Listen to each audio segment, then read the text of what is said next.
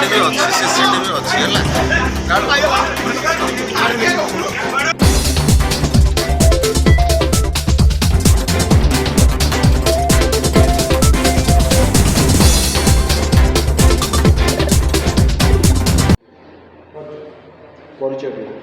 अजित राउत मु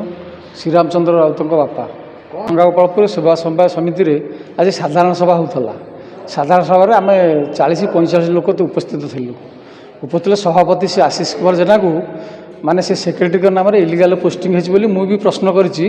D R office रु चिठी आसला ताको बोर्ड बसिक सस्पेंड करवा कथा कहीं सस्पेंड न करागला तुम कहीं तो समर्थन करुच एक कथा मु कली अन्य मेम्बर मैंने भी कले। तापर से समय गदाधर जेना ठेंगा आनी श्रीराम को ठेंगारे 4 भाई जाक बाड़े एवं सेक्रेटरी अच्छी ईश्वर चंद्र जेना एवं अलक्ष्य बिहारी साहू एवं गोटे कंप्यूटर वाला कुना ताना कौन दाबी रखा चाहिए ना दाबी रक्षा कौन से आगे उचित न्याय आम पाइबा चाहूँ आम थाना भी फांडी केस दौचु आ मेडिकल पुआ बर्तमान ट्रिटमेंट अच्छे मेडिकल आसी बर्तमान आज्ञा आमर सहंगा गोपालपुर सेवा समवाय समिति रे आज जेनेराल बॉडी मीटिंग थिला। सेठारे आमे सभ्य अच्छु मोर किसी प्रश्न पचारि सभापति की प्रश्न पचार सभापति उत्क्षिप्त होई सभापति एक ठेंगा आणिकी मो मुंड को प्रहार कले भाई मान को डाकिकी आशीष जेना मिहिर जेना समीर जेना शिशिर जेना ईश्वर चंद्र जेना अलेय कुमार साहू आउ टूना जो पिलाटा अच्छी समस्त मिलमिशी मत धरिकी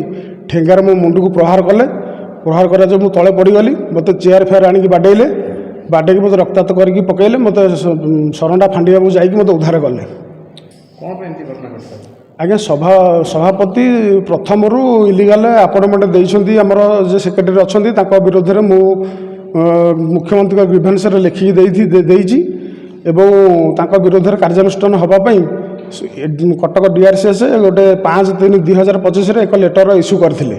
सेही कथाटा को मुझे सभापति की पचारि कहीं तुम कहीं बोर्ड कमिटी बसैकी कहीं यहीटा सस्पेंड कलनी से डीआरसीएस निर्देश अनुजाई सी से कहले मुझे बसैबी तू किए कहूँ एमती कहीकि माँ भौणी मैंने मानक सोदा गाड़ी कर मत बाड़ामारा करके मत आणिकी आज्ञा मो मुंड पूरा फटई देते 10टा स्टिच पड़ी आज्ञा मो मुंड फुंड बुलाऊँ मुझे किसी कहींपारे आज्ञा ये मुझे कह आज्ञा चाहूँगी मोर मो न्याय पाए आउ जो माने जो अभियुक्त माने जो आक्रमण करिसेंती तांको ऊपर दृढ़ कार्यानुष्ठान दाबी मो सरकार पाखे मोर दाबी रोचे।